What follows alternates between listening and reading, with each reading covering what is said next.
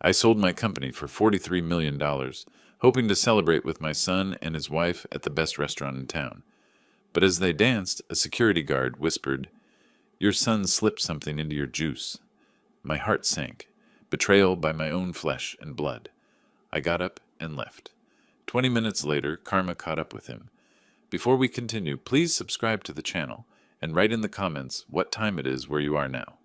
"Dad, you're destroying our future." Simon's voice cracked like a whip across my penthouse living room. I kept mixing his favorite Manhattan, the ice clinking against crystal in steady rhythm. Outside, Manhattan's lights sparkled through floor-to-ceiling windows, but the warmth inside had vanished.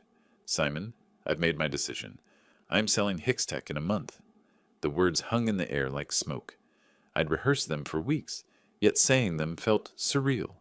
42 years of building, creating, surviving, reduced to one simple sentence. My son stopped pacing, his face drained of color.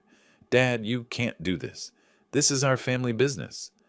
I handed him the Manhattan. His hand trembled slightly as he took it. "Family business?" The words tasted bitter. "You don't even know how our software works." Etta looked up from her notepad. She'd been scribbling throughout our conversation, pretending to take supportive notes, but I caught something calculating in her green eyes. "Irving, maybe you should think this through." Her voice carried honeyed concern, but I heard the steel underneath. 3 years of watching her manipulate Simon had taught me to recognize her tactics. I placed my own glass down with deliberate finality. The sound echoed through the room. "I've been thinking about this for 3 years. The decision is final." Simon began gesticulating wildly, his arms cutting through the air like he was conducting an invisible orchestra of desperation. "But what about my position? What about our future? You're throwing away everything we've built." "Everything I've built," I corrected. The distinction mattered. "You've been collecting paychecks." Etta's pen moved faster across her notepad. Whatever she was writing, it wasn't meeting minutes. Simon slammed his glass down.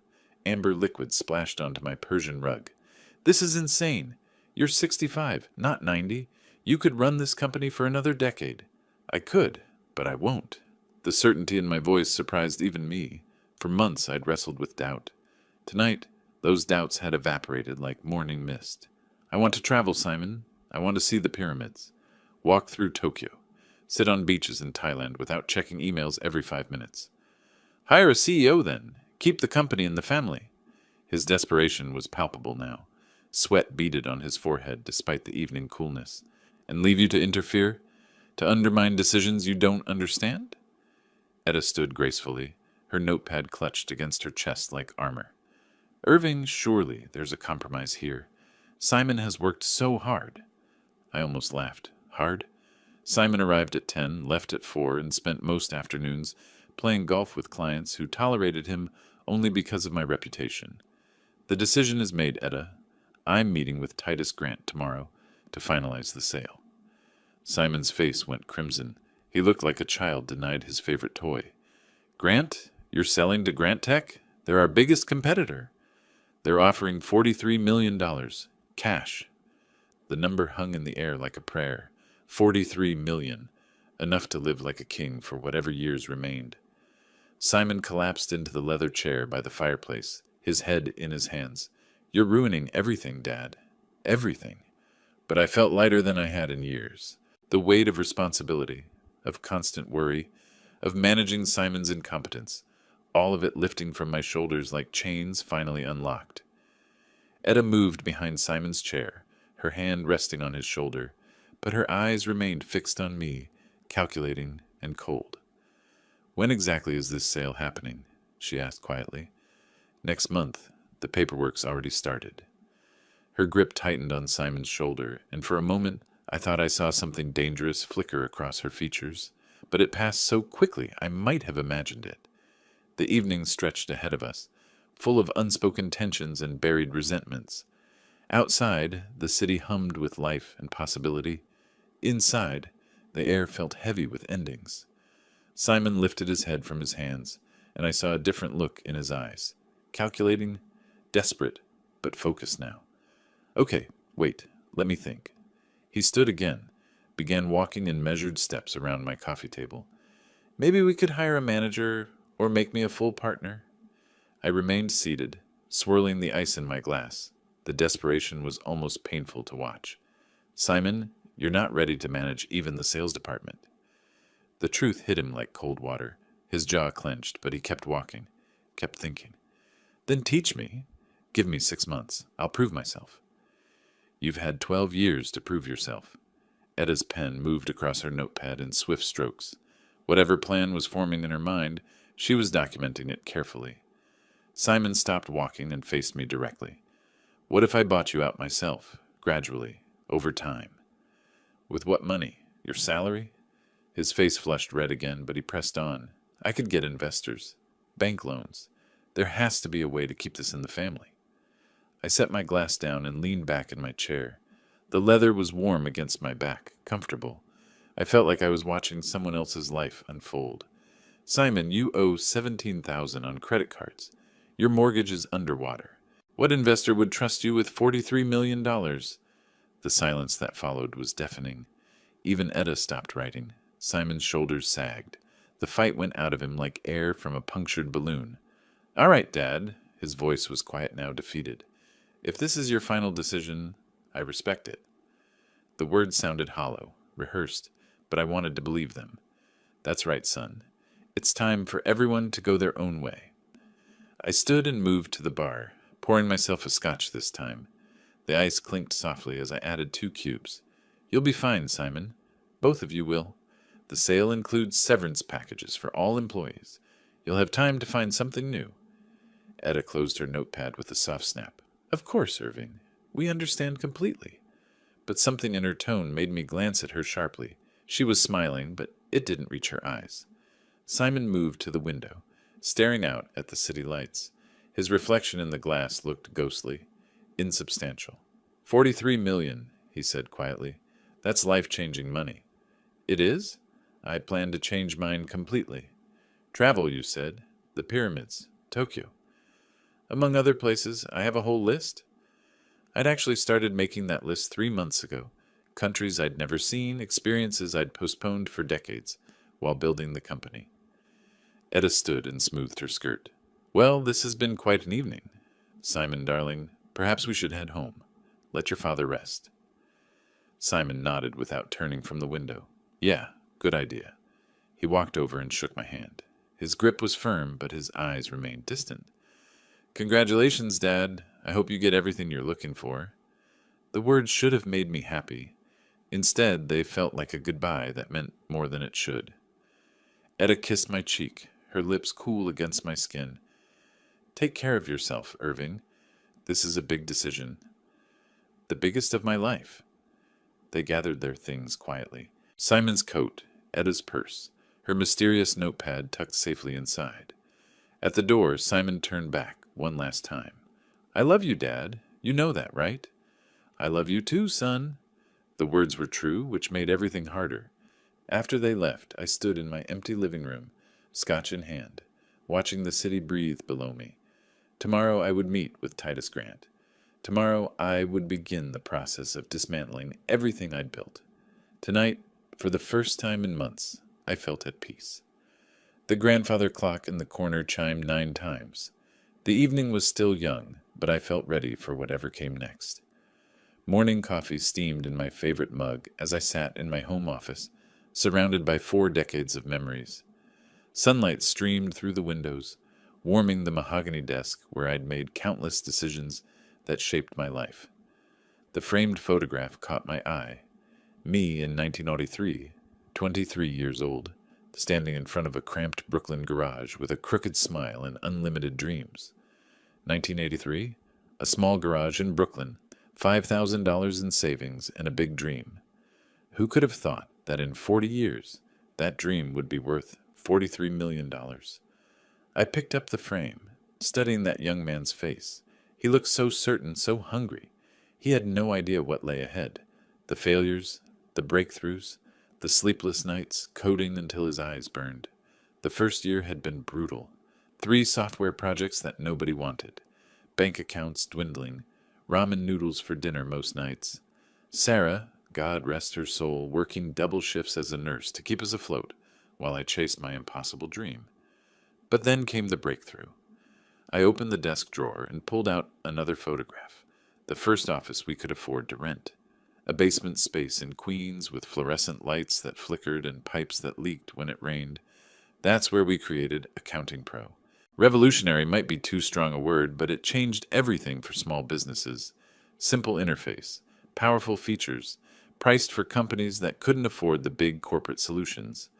The breakthrough came when Peterson Manufacturing called. Their old system had crashed, taking 3 months of financial records with it. They were desperate, willing to try anything. $50,000. That was our first major contract.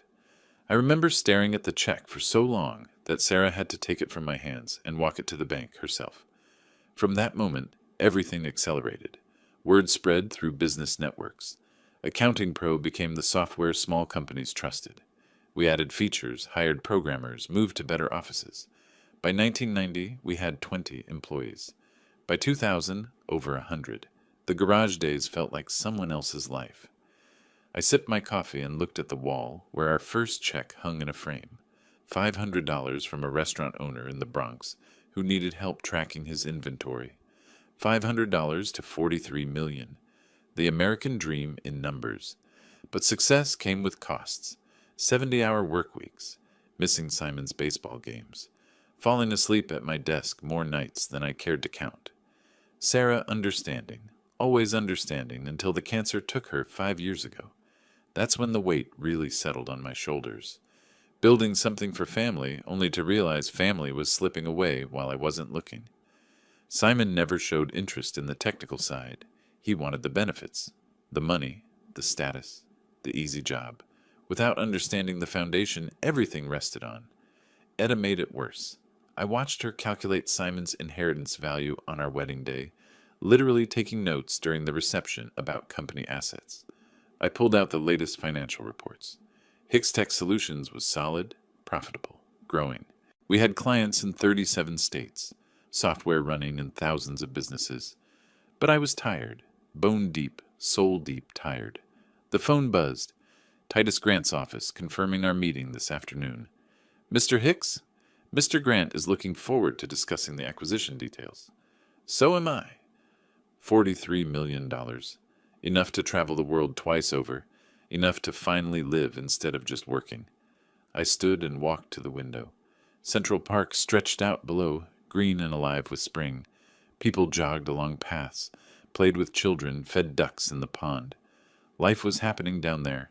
Real life, not just conference rooms and profit margins. Simon would survive. He was smart enough, despite his laziness. Etta would make sure he landed on his feet. She had too much invested in him to let him fail completely. The decision felt right in the morning light.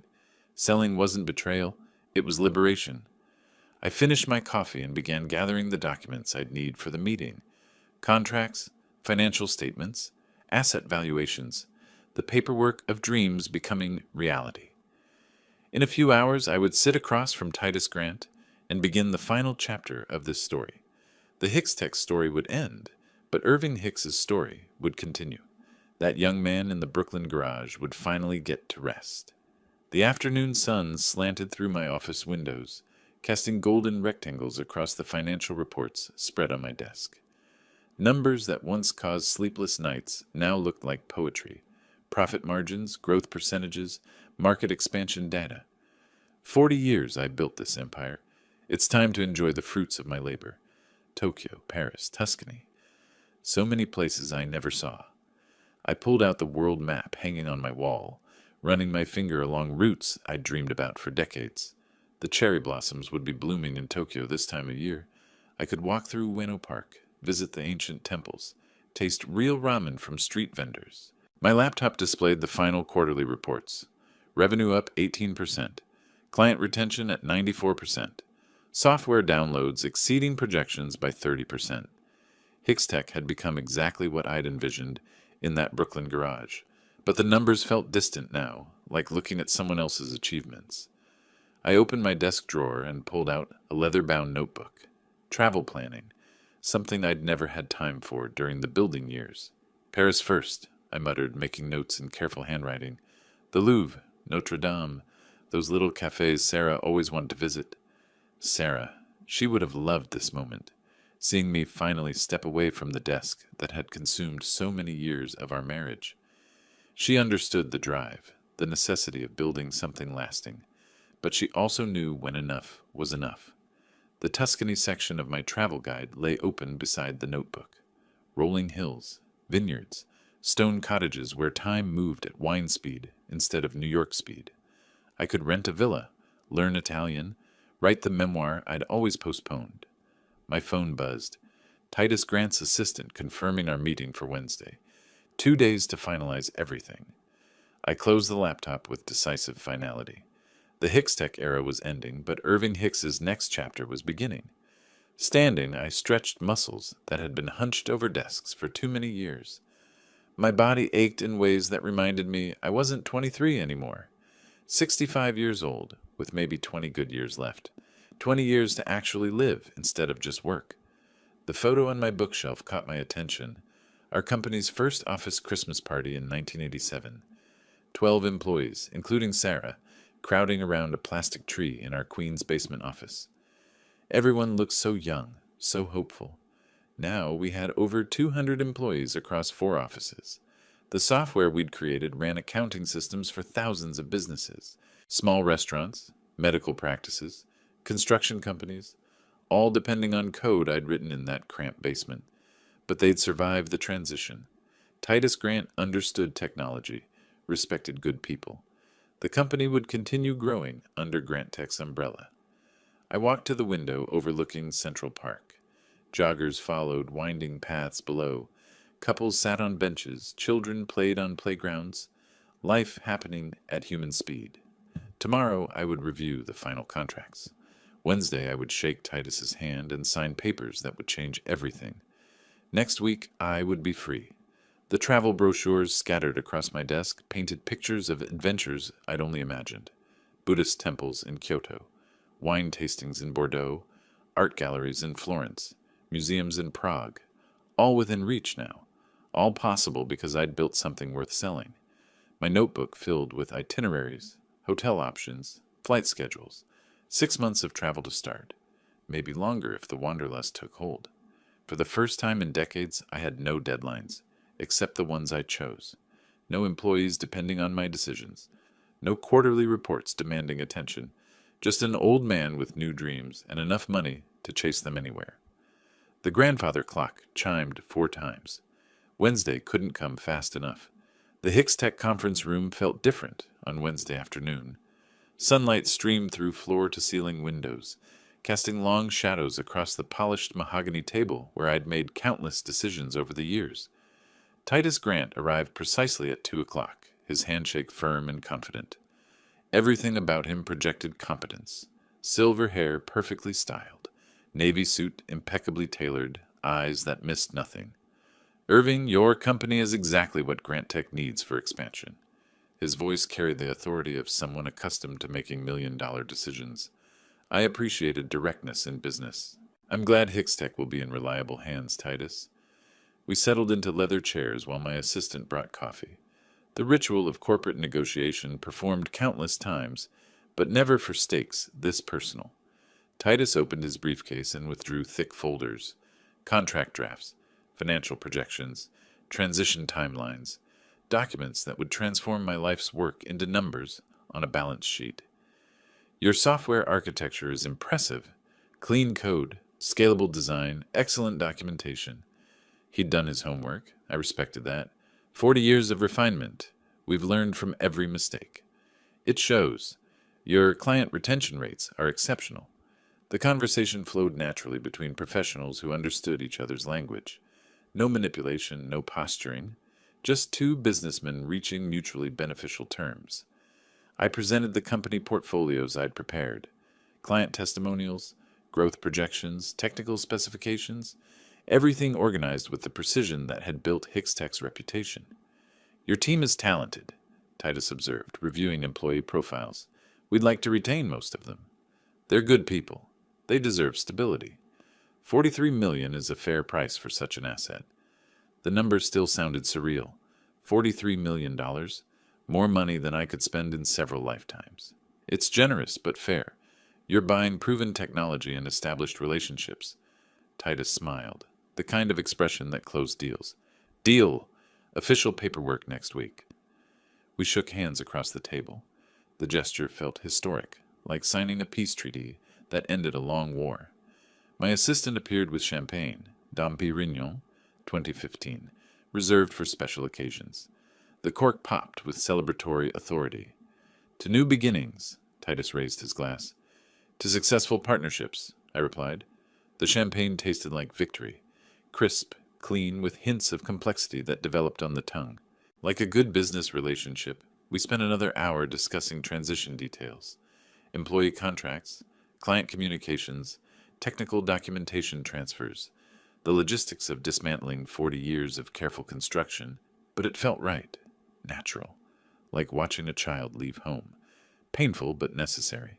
Your son will be taken care of during the transition? Titus's question was professional, not personal. Simon will receive the same severance package as other employees. It's time he made his own way. Fair enough. Independence builds character.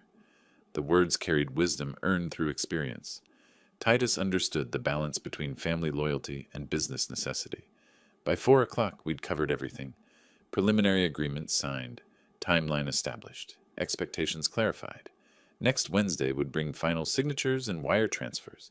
Irving, it's been a pleasure. You've built something impressive here. Thank you. I'm confident you'll take it even further. After Titus left, I remained in the conference room, looking out at Manhattan's bustling streets. People hurried along sidewalks, chasing deadlines and dreams. Soon I would join them, not as a businessman, but as someone with time to notice the world beyond profit margins. My phone showed 3 missed calls from Simon. He probably wanted updates about the sale. For once, I had good news to share. The champagne had left me feeling generous, optimistic about family relationships that had been strained for too long. Maybe this new chapter would bring us closer together. The signed contracts lay spread across my penthouse coffee table like victory flags. Final sale documents, wire transfer confirmations, corporate dissolution papers, the complete dismantling of my life's work, now officially complete. I poured myself a celebratory scotch and reached for my phone. Time to share the news with family. Simon answered on the second ring. Dad, how did the meeting go? His voice carried unusual energy, almost excitement. Simon, it's official. The company is sold. Let's celebrate tonight at Bella Vista. The words felt surreal leaving my mouth. 42 years reduced to past tense. Congratulations, Dad. Etta will be thrilled. What time? Something in his tone made me smile. Perhaps he was finally accepting the transition. 8 o'clock. Terrace table with park view. We'll be there, and, Dad, I'm proud of you. The unexpected warmth in his voice touched something deep in my chest. When had he last said those words? Thank you, son. That means everything. After hanging up, I called the concierge. Giuseppe, I need a reservation at Bella Vista for tonight. Something special. Terrace seating. Park view, if possible. Congratulations on your business success, Mr. Hicks. I'll arrange the perfect table. Giuseppe had managed this building for 15 years. He knew when to ask questions and when to simply deliver results. The shower felt luxurious, hot water washing away years of corporate stress. I dressed carefully, navy suit, silver tie, Italian leather shoes. Tonight called for formality. My reflection in the bedroom mirror showed a man transformed. Still 65, still carrying the lines that came with decades of responsibility, but lighter somehow, unburdened. The scotch had left me philosophical. How many celebrations had I missed while building Hicks Tech? Birthday dinners postponed for client emergencies, anniversary trips canceled for product launches, time traded for money, then money traded for more time. Sarah would have laughed at the irony. I selected a vintage watch from my collection, a Patek Philippe I'd bought to celebrate our first $1 million year but never worn. Tonight seemed appropriate for dormant luxuries. The evening stretched ahead with possibilities. Good food, fine wine, family conversation without the specter of business obligations casting shadows. Outside my windows, Central Park glowed with early evening light. Couples walked hand in hand along tree-lined paths. Children played on playgrounds while parents watched from benches.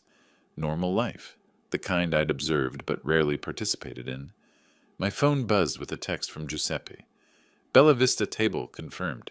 Prime Terrace location 8 p.m. Champagne service arranged. Perfect. Simon and Etta deserved a proper celebration. Despite our recent tensions, they were family. The only family I had left. I straightened my tie and checked the time. 7:15. Enough time to walk through the park, arrive fashionably punctual. The contracts on my coffee table caught my eye one final time. Legal documents that severed 4 decades of connection. Tomorrow I would wake up as a retired man with no company to manage, no employees to consider, no quarterly projections demanding attention. Just Irving Hicks, with more money than he could spend, and finally enough time to remember who he used to be before business consumed everything. The evening air would be crisp, perfect for a celebratory dinner. Fine Italian cuisine, excellent wine, family conversation about the future instead of corporate obligations. I grabbed my keys and headed for the elevator, feeling lighter than I had in years. Tonight we would toast new beginnings. The entrance to Bella Vista glowed with warm amber light as I approached through Central Park's evening shadows. Simon and Etta stood waiting beneath the restaurant's elegant awning, their figures backlit by Italian lanterns strung along the terrace. "Dad!" Simon's embrace felt genuine, almost desperate. Etta kissed both my cheeks, her smile perfectly calibrated. "Irving, you look wonderful. Success suits you." The hostess led us through the main dining room to our reserved terrace table. Manhattan sparkled below us like scattered diamonds, Central Park stretching endlessly into darkness, to new life and new adventures. I raised my wine glass, feeling lighter than I had in decades. "To you, Dad. You deserve happiness."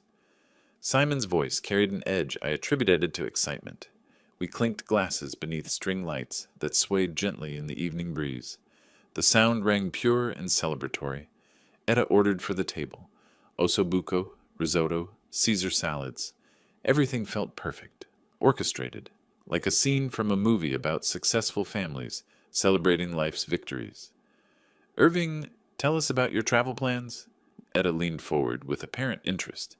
"Japan first. I've always dreamed of seeing the cherry blossoms." The words painted pictures in my mind. Ancient temples framed by pink petals. Quiet gardens where time moved at nature's pace instead of business schedules. When Sarah was alive, we talked about Kyoto every spring. She collected photographs of the philosopher's path, the way light filtered through blooming branches. Simon fidgeted with his napkin, checking his watch repeatedly. "That sounds incredible, Dad. How long will you stay?" 6 weeks minimum, maybe longer if the wanderlust takes hold. A jazz quartet began playing near the bar, their music drifting across the terrace like smoke. Couples swayed together on the small dance floor, lost in each other's arms. Etta touched Simon's hand. "Darling, shall we dance? That song is lovely." Simon hesitated, glancing between her and me.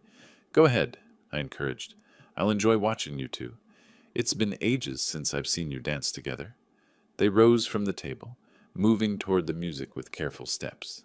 Simon's hand trembled slightly as he placed it on Etta's waist. I settled back in my chair, sipping wine and watching them move in slow circles. The evening felt magical, suspended between past achievements and future possibilities. A man in a dark suit positioned himself near the terrace railing, his eyes scanning the restaurant with professional attention. Security, probably. High-end establishments always employed discreet protection. The music swelled, violins weaving through saxophone melodies that spoke of romance and new beginnings. Simon and Etta looked beautiful together, young and elegant against the city's glittering backdrop. This was what success meant, not the bank accounts or business accolades, but moments like this. Family together, celebrating life's victories, surrounded by beauty and possibility. My orange juice sat half-finished beside the wineglass, ice cubes melting slowly in the warm evening air. The restaurant's atmosphere embraced us like a comfortable embrace. Soft lighting, gentle conversation, the subtle clink of silverware against china. Other diners talked quietly at surrounding tables, their voices blending into a sophisticated murmur that spoke of prosperity and contentment. Tomorrow I would begin planning the Japan trip in earnest. Travel guides, hotel reservations, cultural research. The kind of detailed preparation that had made Hixtech successful would now serve leisure instead of business. Simon spun Etta slowly, her dress flowing around her legs like water. They looked happy, settled, ready to build their own lives without depending on my company for security. Perhaps this transition would bring us closer together. No more business tensions, no more concerns about inherited responsibilities. Just family, enjoying each other's company without the weight of corporate obligations. The security guard shifted his position, now facing our table more directly. His attention seemed focused, alert to something I couldn't identify, but nothing could dampen my mood tonight. $43 million, 42 years of work, and finally the freedom to live instead of simply achieving.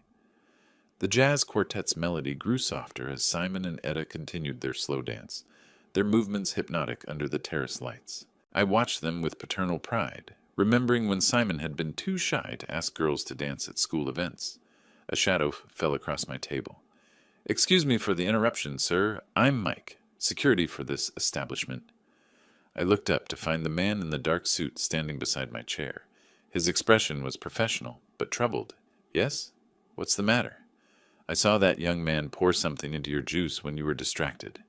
The words hit me like cold water. I stared at him, certain I'd misheard.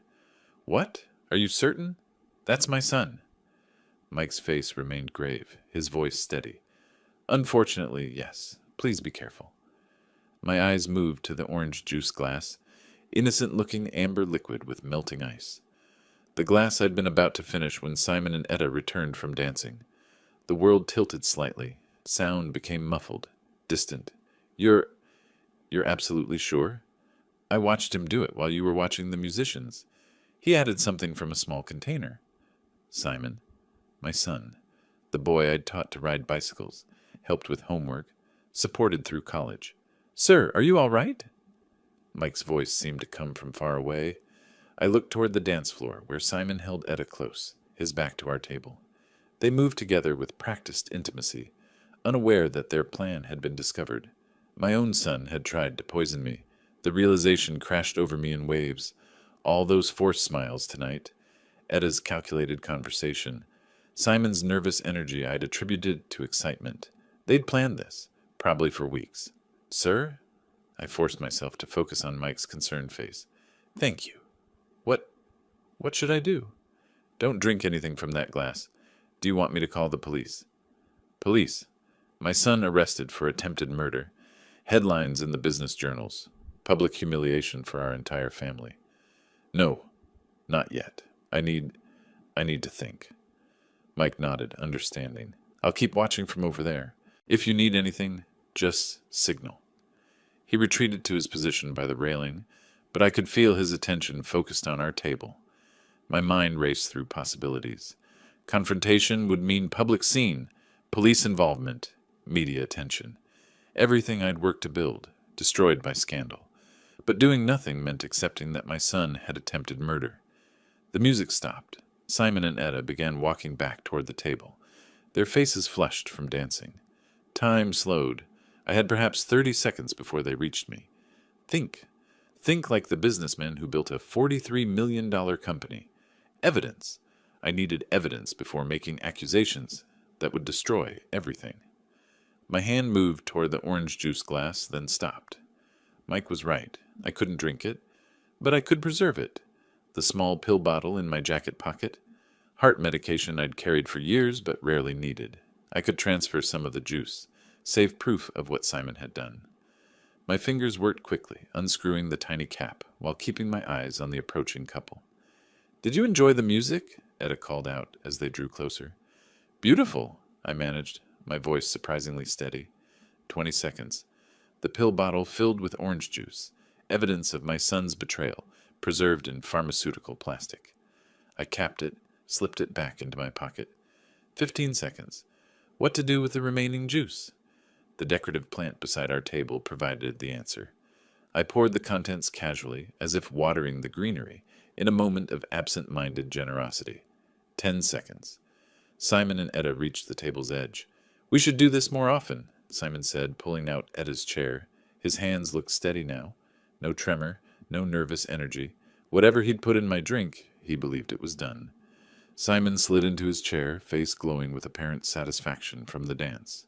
Etta arranged her dress carefully, both of them watching me with expectant smiles. My own son. How could I have been so blind? But now I know the truth. That was lovely, I said, my voice surprisingly calm. You two dance beautifully together. The orange juice glass sat empty before me, its contents now feeding the restaurant's decorative plant. In my jacket pocket, the pill bottle felt heavy with evidence. "Where's your juice, Dad?" Simon's question sounded casual, but I caught something else underneath. Anticipation, maybe. "Finished it while watching you dance.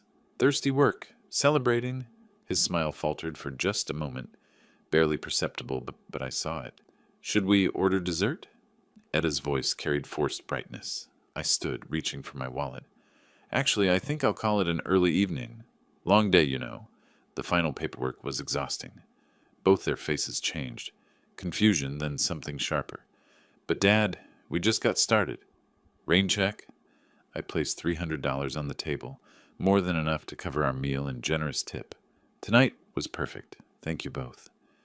I kissed Etta's cheek, embraced Simon with arms that felt like they were moving through water. "I love you both," I said, the words carrying weight they couldn't understand. "Dad, wait." Simon started to rise. "Stay, finish your wine. Enjoy the music. I can find my own way home." I walked away from the table with measured steps, feeling their eyes on my back. The weight of $43 million meant nothing compared to the weight of my son's betrayal. Mike appeared beside me as I reached the restaurant's interior. "Smart thinking with the plant," he said quietly. "Evidence preserved. Threat eliminated. Thank you. You saved my life tonight. Part of the job. Will you be all right getting home?" "I'll manage." The evening air felt different as I stepped onto the sidewalk. Cooler, sharper, like breathing in a new world where nothing was as it seemed. Behind me, through the restaurant's windows, I glimpsed Simon and Etta at our abandoned table. They were leaning toward each other, intense conversation replacing the relaxed mood of minutes before. Planning what to do next, probably. How to explain their father's sudden departure to themselves and each other. I walked through Central Park, my footsteps echoing on empty paths. Joggers passed occasionally, their breathing visible in the cooling air. The pill bottle in my pocket contained more than orange juice. It held proof that the son I'd raised, educated, and supported had tried to murder me for money. $43 million. Worth killing for, apparently. But they'd failed. And now I knew exactly who they really were beneath the smiles and family embraces. The apartment buildings along Fifth Avenue rose like monuments to success and betrayal. Lights twinkled in $1,000-a-month windows where families lived normal lives without attempted murder over dinner. My penthouse waited ahead, sanctuary and prison combined, safe from physical harm but trapped with knowledge that would change everything forever. Tomorrow I would decide what to do with the evidence. Tonight, I would simply survive the shock of learning that blood relationships meant nothing when money was involved. The decorative plant would wilt within days, proving the juice had been poisoned. Mike would remember what he'd witnessed. The pill bottle would provide laboratory confirmation. Everything I needed to destroy the son who had tried to destroy me. But first, I had to figure out how a father becomes his child's enemy overnight. The answer, I suspected, was that he'd always been the enemy. Tonight had simply revealed what was already true. Manhattan's lights blurred past the taxi window as I sat in the back seat, the pill bottle heavy in my jacket pocket. The driver hummed along to jazz radio, oblivious to the fact that his passenger had just escaped murder. My phone buzzed. Simon's name flashed on the screen.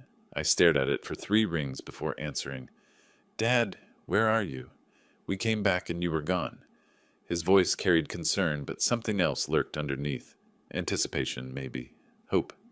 "Sorry, Simon. I suddenly felt sick. Went home." "Oh." A pause, then, "I hope it's nothing serious?"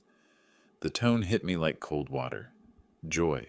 Barely concealed excitement masquerading as worry. My own son was hoping I would die. "Don't worry. I'll be good as new tomorrow." "Are you sure? Maybe you should see a doctor? You left so suddenly." He was fishing, trying to determine if the poison had worked. Each word dripped with false concern while his real emotions leaked through.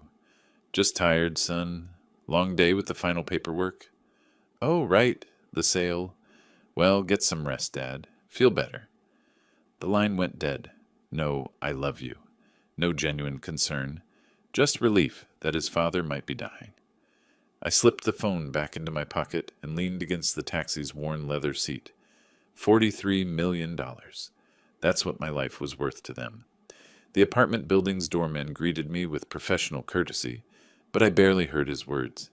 Everything felt distant, muffled, like experiencing life through thick glass. My penthouse elevator climbed silently toward the top floor, carrying me away from the world where sons didn't poison fathers and family meant something more than inheritance calculations. Inside my apartment, I locked the door with unusual care. 3 deadbolts I'd never used before tonight. The pill bottle came out of my pocket like evidence from a crime scene.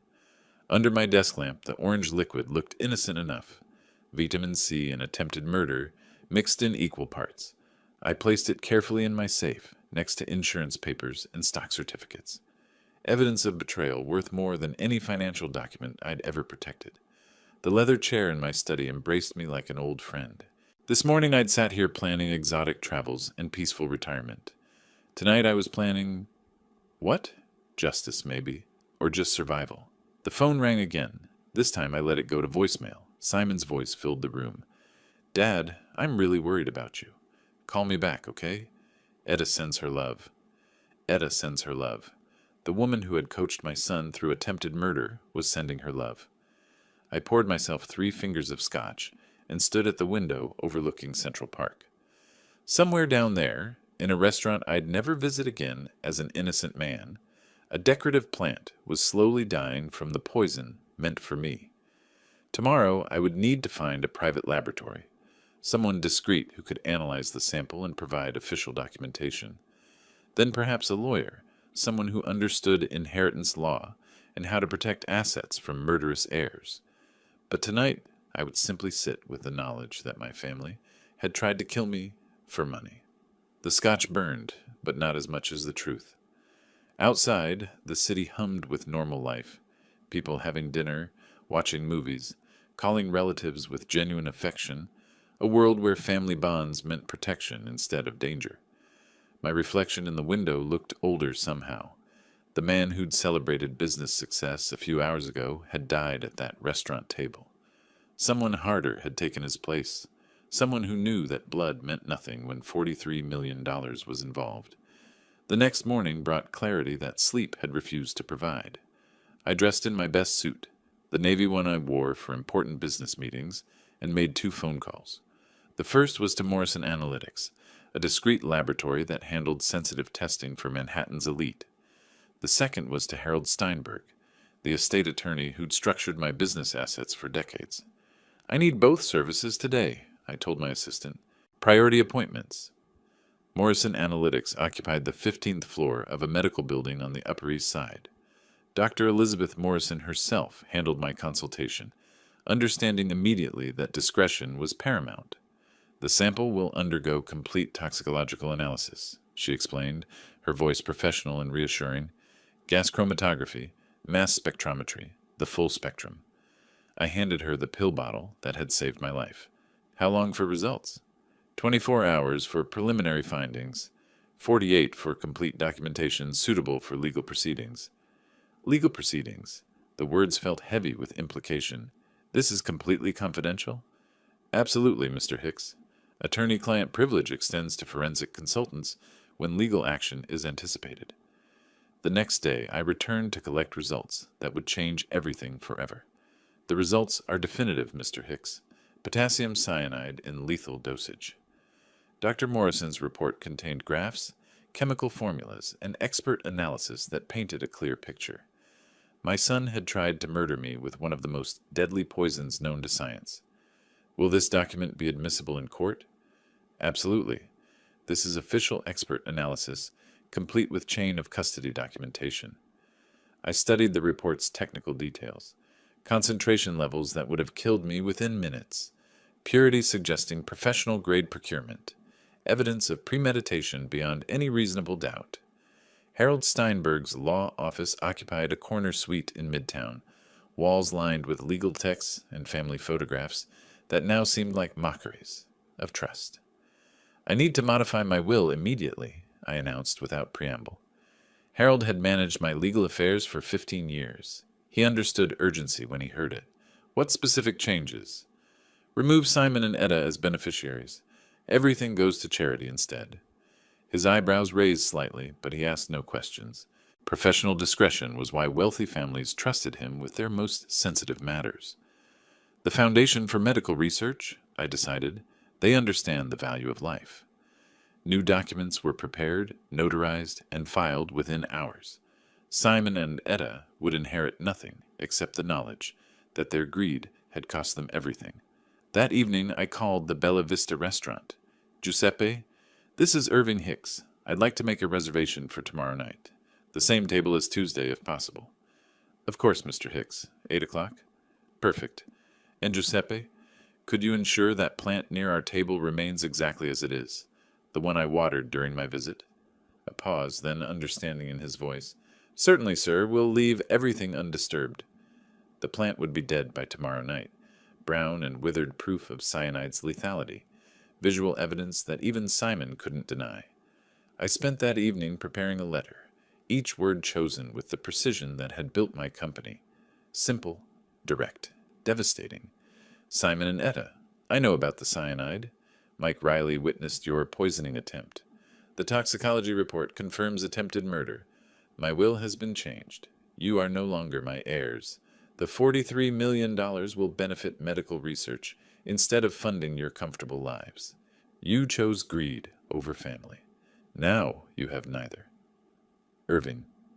The envelope sealed with wax, old-fashioned finality that matched the gravity of its contents. Tomorrow night, I would return to the scene of their crime for the final act of this family drama. Not as a victim, but as a judge delivering sentence. Justice served at the same table where betrayal had been attempted. The irony felt appropriate. The Bella Vista restaurant felt different on Thursday evening, charged with the electricity of approaching justice. I arrived precisely at 8 o'clock, the sealed envelope tucked inside my jacket like a weapon. Giuseppe himself escorted me to our familiar table on the terrace, the same table where my son had tried to murder me 3 nights earlier. "Your guests haven't arrived yet, Mr. Hicks." "They will."